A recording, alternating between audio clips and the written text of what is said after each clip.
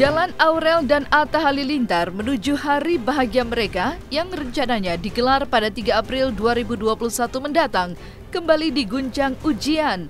Aurel dan sang ayah Anang Hermansyah belum lama ini mendapat kritikan tajam dari aktivis bernama Merlin Sofyan. Merlin menyoroti sikap Aurel dan Anang Hermansyah yang mengulik kehidupan masa lalu mereka di acara siraman kemarin yang seakan menyinggung ibu kandung Aurel, Krisdayanti. Kritikan Merlin Sofyan itu menjadi viral dan menuai kehebohan di sosial media usai dibagikan oleh salah satu akun gosip. Lantas, benarkah banyak netizen yang tak setuju dengan kritikan Merlin Sofyan? Dan kebahagiaan Krisdayanti di hari ulang tahunnya yang ke-46 pada 24 Maret 2021 kemarin sedikit berbeda. Pasalnya tepat di hari pertambahan usianya, Krisdayanti justru tak bisa merayakan langsung bersama sang suami dikarenakan Raul Lemos masih berada di tanah kelahirannya Timor Leste. Benarkah situasi pandemi ini memaksa KD harus menjalani hubungan jarak jauh atau LDR terlama sepanjang hubungan mereka? Sementara itu, impian Atta dan Aurel untuk bisa menghalalkan hubungan mereka ke jenjang pernikahan terus menuai sorotan publik. Rencana akad nikah yang akan digelar pada 3 April 2021 mendatang masih diwarnai teka-teki, dikarenakan tempat akad nikah Aurel dan Atta nanti sampai saat ini belum ditentukan. Sementara itu, benarkah berkas persyaratan pernikahan Atta dan Aurel juga sampai saat ini belum sampai ke KUA? Saksikan selengkapnya di Cumicam In-Depth berikut ini.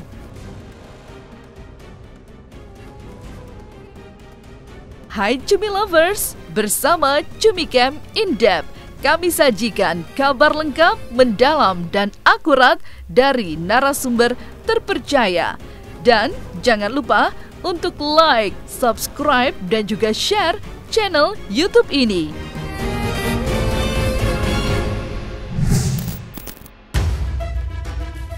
Nama Merlin Sofyan mendadak menjadi sorotan dan menuai kontroversi di jagat hiburan tanah air setelah kritikannya kepada Anang Hermansyah dan Aurel viral di sosial media.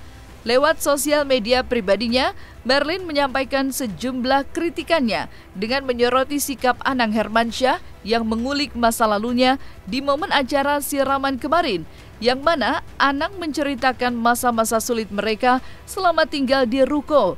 Menurut Merlin, kehidupan Anang dan Aurel yang saat itu tinggal di ruko masih jauh lebih baik ketimbang mereka yang tidur beratapkan langit.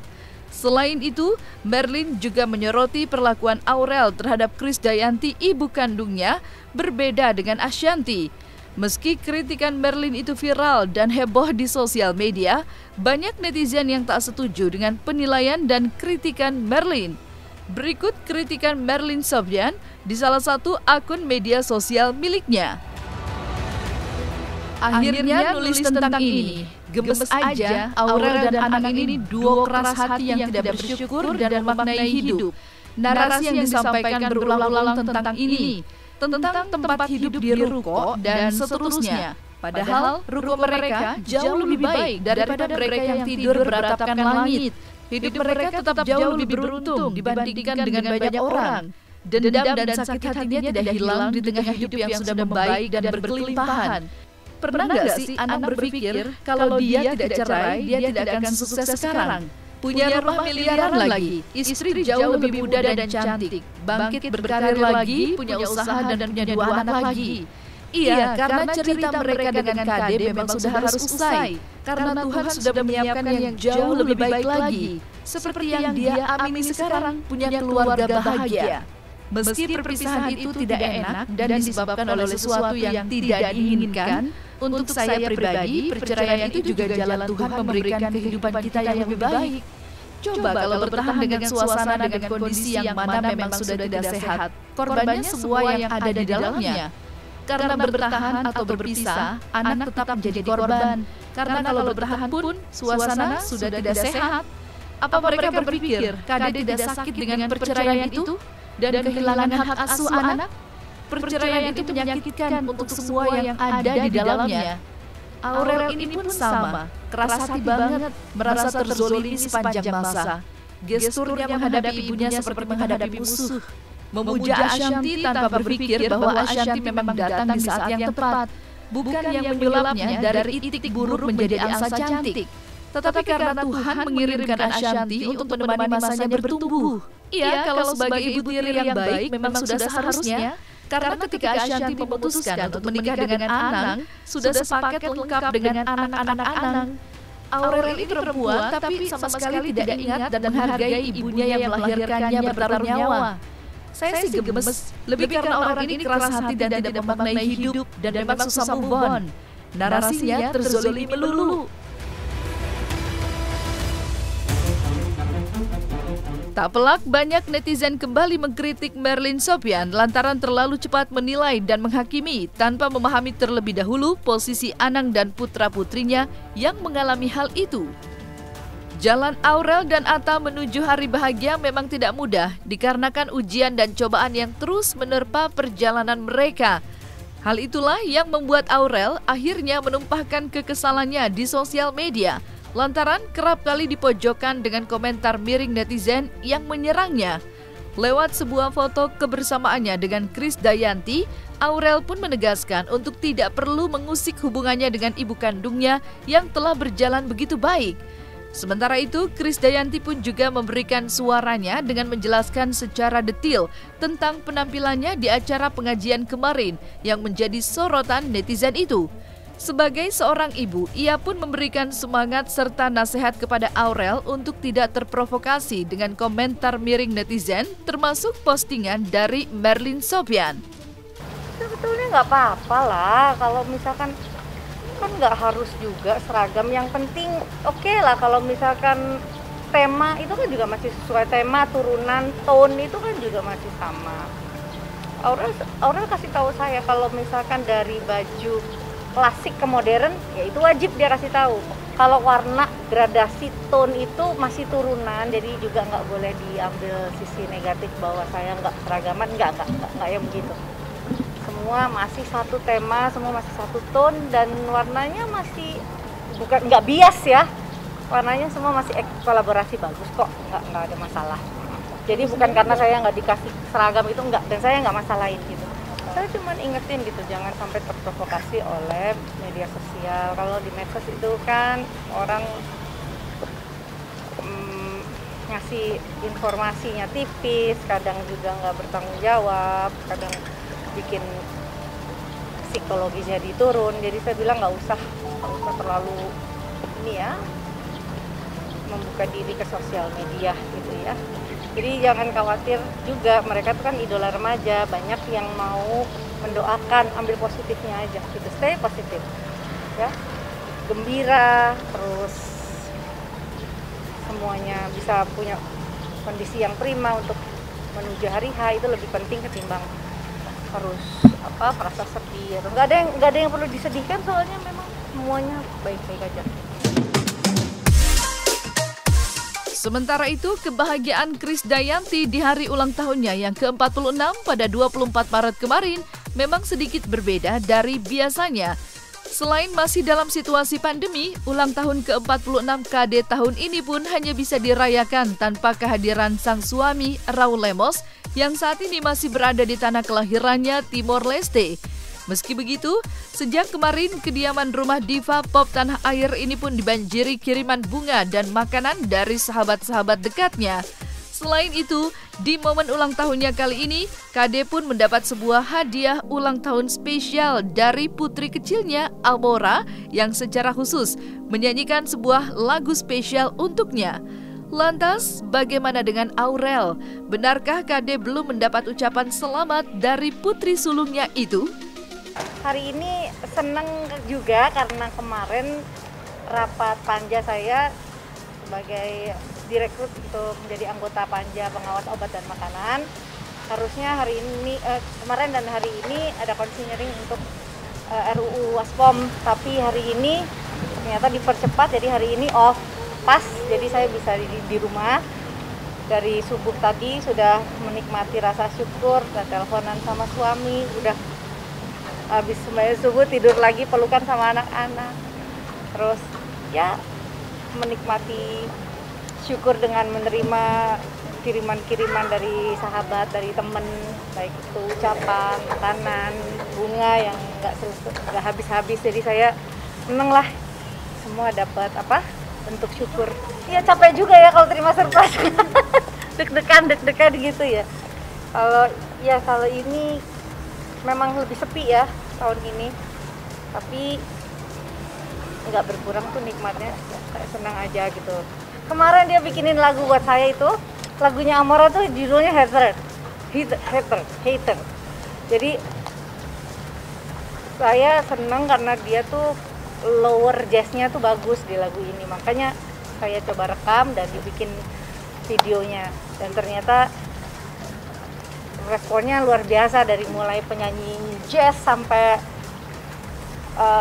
oma-oma, opa-opa, tante-tantenya, semuanya memberikan apresiasi yang besar buat Amora. Jadi ya saya pikir walaupun misalkan nanti Amora rezeki peta nasibnya nggak di musik, tapi saya senang dia belajar musik dari muda supaya dia lebih punya rasa, dia lebih punya sense dalam problem resolve gitu. Kalau sama Aurel baru semalam baru chat, tapi chatnya tentang acaranya Aurel. Saya nggak usah dimasalahin tentang ucapan dan lain-lain gitu. Nanti juga pasti ngucapin, cuman momennya mungkin masih sibuk. Pasti saya, anak-anak semua udah ada di hati, jadi bentuknya doa apapun, dan setiap hari juga mereka besar artinya buat saya, nggak hanya di hari ulang tahun ini. Telatnya Aurel memberikan ucapan selamat untuk sang Mimi barangkali terkait kesibukan Atta dan Aurel mempersiapkan hari pernikahan mereka yang sudah di depan mata. Hal itu pun dimengerti dengan baik oleh Krisdayanti. Namun di sisi lain, kesedihan hatinya pun semakin tak bisa ditutupi lagi, dikarenakan ketidakhadiran Raul Lemos di sisinya, dikarenakan masih berada di Timor Leste. Sementara itu, masa pandemi COVID-19 yang belum usai memaksa Kade dan Raul Lemos harus menjalani hubungan jarak jauh alias LDR. Bahkan diakuinya, jika LDR tahun ini selama masa pandemi ini menjadi LDR terlama, dikarenakan Kade sudah 8 bulan tak berjumpa dengan suaminya. Lantas, doa dan harapan apa yang dipanjatkan Kade di ulang tahun ke-46 ini?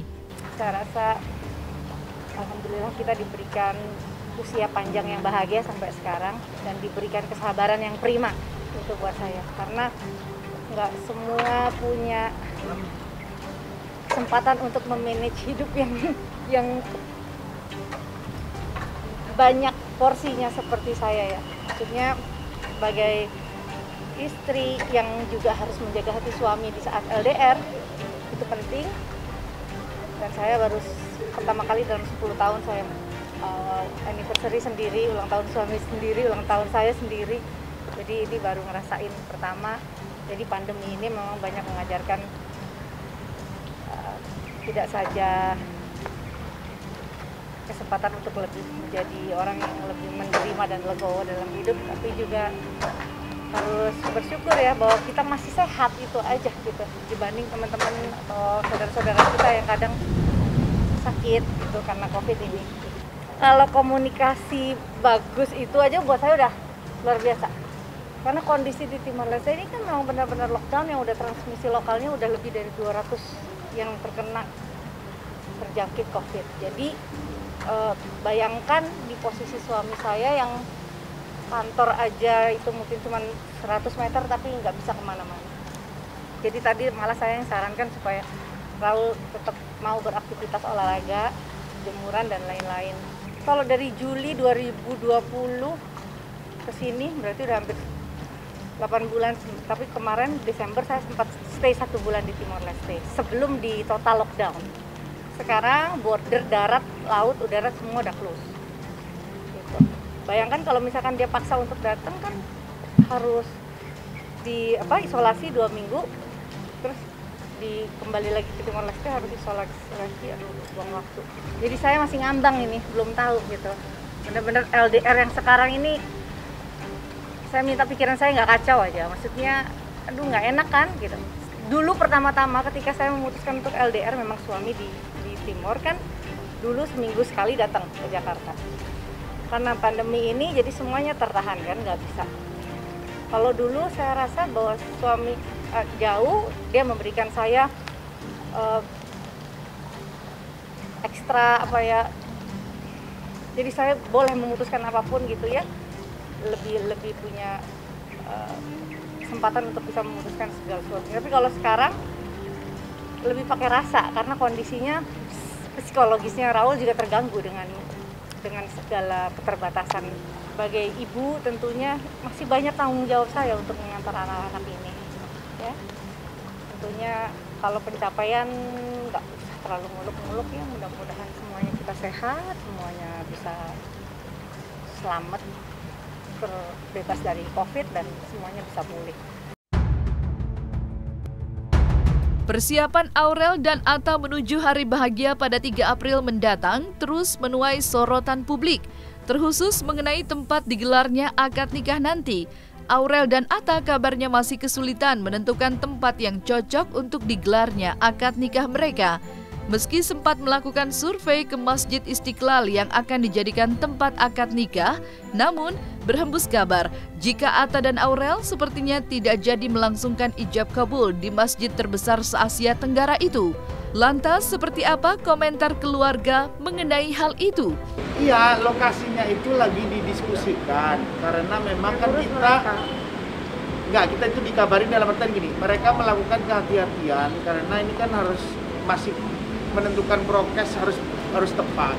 Berarti kan koordinasinya kan tidak mudah. Koordinasinya berbagai pihak untuk bagaimana supaya nanti pelaksanaan akad nikah maupun resepsi tidak menimbulkan masalah. Makanya faktor kehati-hatian melaksanakan itu hari inilah masih dalam penggodokan dari Atta sama Aurel dengan timnya menyusun rencana itu dengan jadi sebenarnya gini, kenapa kita nggak bakalan nutupin tempatnya di mana? Karena jujur sebenarnya mungkin mereka masih mengusahakan satu atau tempat lainnya. Jadi masih belum ngasih kepastian. Tapi kita tahu sebenarnya beberapa tempat yang mereka udah pilih. Cuma kan bukan kapasitas kita kalau memang bilang belum ketok palu bilang oh di sini gitu. Kita nggak punya kapasitas untuk mendahului mereka gitu. Jadi jangan sampai nanti salah. Jadi mendingan tunggu benar-benar pastinya udah di mana, udah jelas semuanya udah benar-benar fix, baru kita akan share. Ikutlah, pasti kita akan kan juga nggak lama lagi, sebentar lagi kan. Ada 3 kayaknya ya yang sudah disampaikan Aurel ke bundanya begitu. Ya. Nah itu belum. Ya maksudnya gini, mungkin juga kapasitas tempat umum kan mereka nggak bisa membatasi keinginan orang untuk tidak melihat. Nah pembatasan gitu nanti daripada Satgas COVID-nya terjebol dan lain-lain, lebih baik private masih lebih aman ya. Kalau dari Aurel belum keluar saya nggak berani ngomong, nanti salah. Nggak ada dadakan, semua kan udah disiapkan, bahkan semua udah jadi, cuman maksudnya akan lebih bagus kalau nanti surprise.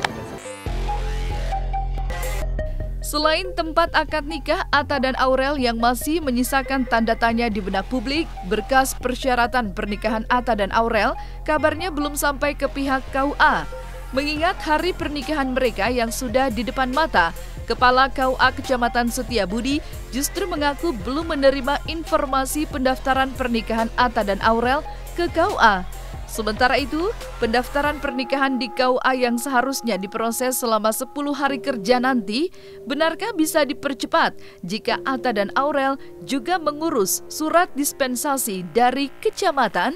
Ya teman-teman sekalian, keterkaitan dengan informasi rencana pernikahan Aurel dengan Atta, sampai hari ini sesuai informasi dari staf atau teman-teman di bagian pendaftaran itu belum ada informasi, belum ada yang mendaftarkan ke KUA Setiabudi. Begitu. Jadi sampai sejauh ini belum terdaftar di kita. Adapun nanti ya kita nggak tahu. Justru malah sebetulnya kita nggak tahu infonya di mana. Belum ada. Kalau ada memang kita sudah daftarkan secara resmi. Aturan kalau dalam undang-undang kan 10 hari kerja dari sejak mendaftar sampai hari H. Tetapi juga bukannya tidak boleh kurang dari 10 hari kerja. Boleh selama ada dispensasi, itunya namanya. Jadi kalau memang kurang dari 10 hari kerja boleh dilangsungkan pernikahan, harus mengurus surat dispensasi dari kecamatan. Nggak ada masalah. Jadi sejauh ini belum ada info ke kita. Saya justru belum tahu tuh, belum ada berita itu, belum tahu saya. Oke, nanti kalau ada berita kita informasikan ya. Nah, selesai sudah Cumi Lovers bersama Cumi Camp In Depth. Kabar lengkap, mendalam, dan akurat dari narasumber terpercaya. Dan jangan lupa untuk like, subscribe, dan juga share channel YouTube Cumi Cumi.